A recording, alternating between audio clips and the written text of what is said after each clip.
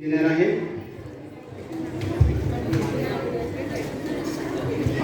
हम अपने जान के दुश्मन को अपनी जान कहते हैं। हम अपने जान के दुश्मन को अपनी जान कहते हैं। मोहब्बत की इस मिट्टी को हिंदुस्तान कहते हैं, हिंदुस्तान कहते हैं। जो पूरी दुनिया में दिखाई दे उसे कहते हैं खामोशी। जो पूरी दुनिया में दिखाई दे उसे कहते हैं खामोशी। और जो आंखों में दिखाई दे उसे तूफान कहते हैं। और जो आंखों में दिखाई दे उसे तूफान कहते हैं। माननीय अध्यक्ष महोदय, इस सभा में उपस्थित सभी गणमान्य व्यक्ति और मेरे प्रिय मित्रों, आज 26 जनवरी है, यानी हमारा गणतंत्र दिवस। आज के दिन सभी भारतीयों के मन में देशभक्ति की एक लहर और हमारे मातृभूमि के प्रति अपार स्नेह व सम्मान जागृत होता है। मैं दीप्ति पानीग्राही आप सबको हमारे 73वें गणतंत्र दिवस की हार्दिक शुभकामनाएं देती हूँ। Happy Republic day.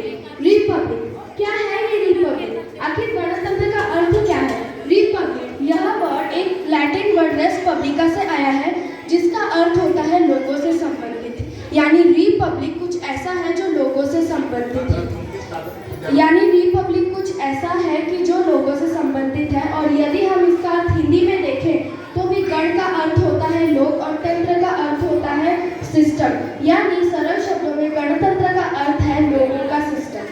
यह एक ऐसी व्यवस्था है जिसमें देश भी लोगों का होता है और सरकार भी लोगों की ही होती है।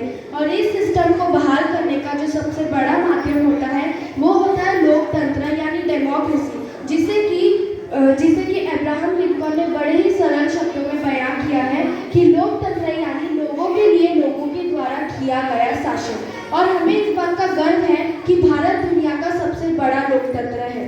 लेकिन आखिर ये रिपब्लिक की जरूरत पड़ी क्यों? आपने सुपर 30 का ये डायलॉग जरूर सुना होगा कि अब राजा का बेटा राजा नहीं बनेगा, राजा वही बनेगा जो हकदार होगा। लेकिन पहले ऐसा नहीं होता था। पहले राजा का बेटा ही राजा बनता था, चाहे वो हकदार हो या ना हो। वास्तव में अब भी कई ऐसे अरब और अफ्रीकन देश हैं जिनमें मोनार्ची यानी राजतंत्र अब तक भी है। लेकिन कुछ 500 BC के आसपास रोमन्स ने उनके ऊपर अत्याचार से शासन कर रहे कुछ इतरस्की राजाओं से मुक्ति पाने के बाद एक ऐसी व्यवस्था का निर्माण किया जिसके अंतर्गत लोग अपने प्रतिनिधियों का चुनाव स्वयं कर सकते थे और यही प्रतिनिधि उनकी ओर से शासन करता है। धीरे धीरे यह जो सिस्टम है यह पूरे भारत में लागू किया गया। लेकिन क्या सिर्फ कह देने से कोई देश या कोई राष्ट्र गणतंत्र बन सकता है? नहीं, उसके लिए जरूरत होती है एक संविधान की, एक कॉन्स्टिट्यूशन की, जो बनाया तो कुछ चुने गए प्रतिनिधियों द्वारा होता है, लेकिन उससे भी बड़ा होता है न्याय का आधार, जो प्रत्यक्ष और अप्रत्यक्ष रूप से राज्य की सर्वोच्च सत्ता को शक्ति का वितरण और प्रयोग को निश्चित करता है।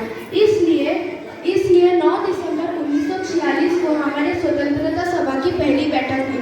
उसके 2 साल 11 महीने 18 दिनों के बाद हमारा संविधान पारित हुआ और उसे 1950 जनवरी 26 को पूरे भारत में लागू किया गया। अब मैं दुनिया के सबसे बड़े लिखित संविधान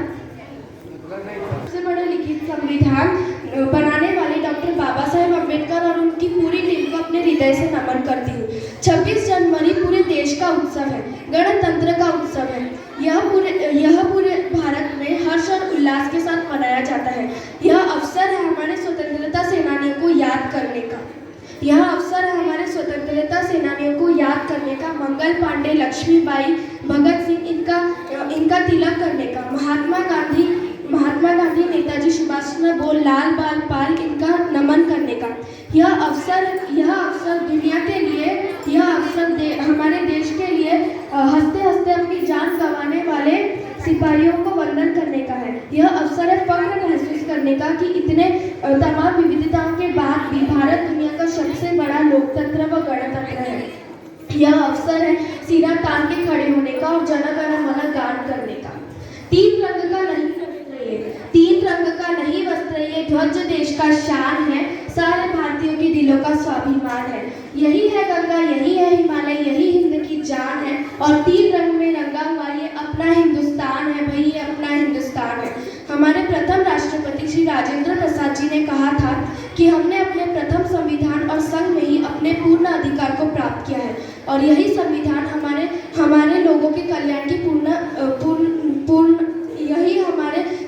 यही संविधान हमारे कल्याण की पूर्ण जिम्मेदारी भी लेता है।